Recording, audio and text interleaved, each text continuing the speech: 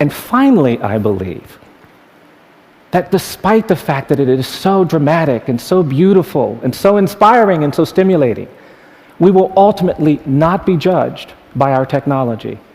We won't be judged by our design. We won't be judged by our intellect and reason. Ultimately, you judge the character of a society, not by how they treat the rich and the powerful and the privileged, but by how they treat the poor, the condemned, the incarcerated. Because it's in that nexus that we actually begin to understand truly profound things about who we are. I sometimes get out of balance. I'll end with this story. I sometimes push too hard.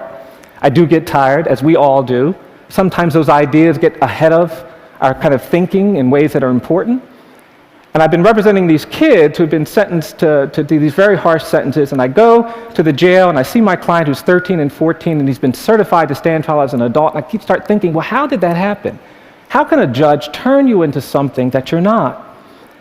And the judge has certified him as an adult, but I see this kid, and I was up too late one night and I started thinking, well, gosh, if the judge can turn you into something that you're not, the judge must have magic power. I said, yeah, Brian, the judge has some magic power. You should ask for some of that. And because I was up too late and wasn't thinking real straight, I started working on a motion.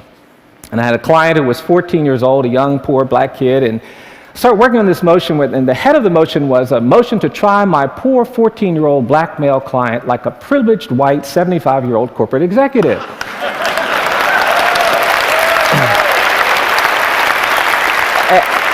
And I put in my motion that there was prosecutorial misconduct and police misconduct and judicial misconduct. There was a crazy line in there about how there's no conduct in this county, it's all misconduct. And the next morning I woke up and I thought, now, did I dream that crazy motion or did I actually write it? And to my horror, not only had I written it, but I had sent it to court.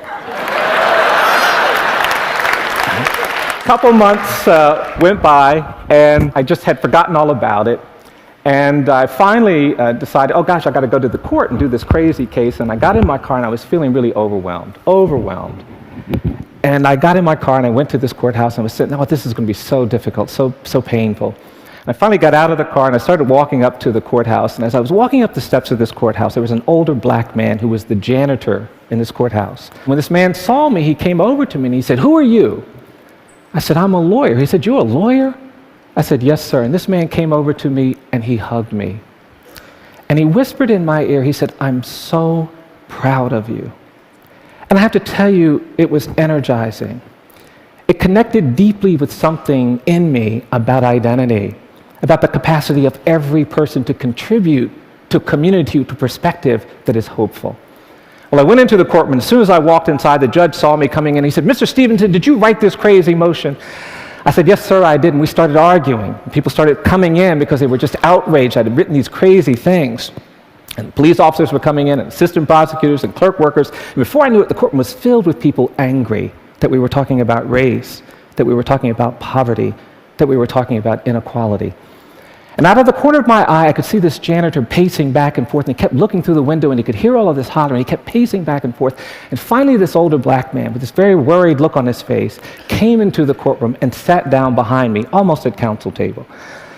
About 10 minutes later, the judge said we would take a break, and during the break, there was a deputy sheriff who was offended that the janitor had come into court. And this deputy jumped up, and he ran over to this older black man. He said, Jimmy, what are you doing in this courtroom? And this older black man stood up, and he looked at that deputy, and he looked at me, and he said, I came into this courtroom to tell this young man, keep your eyes on the prize, hold on.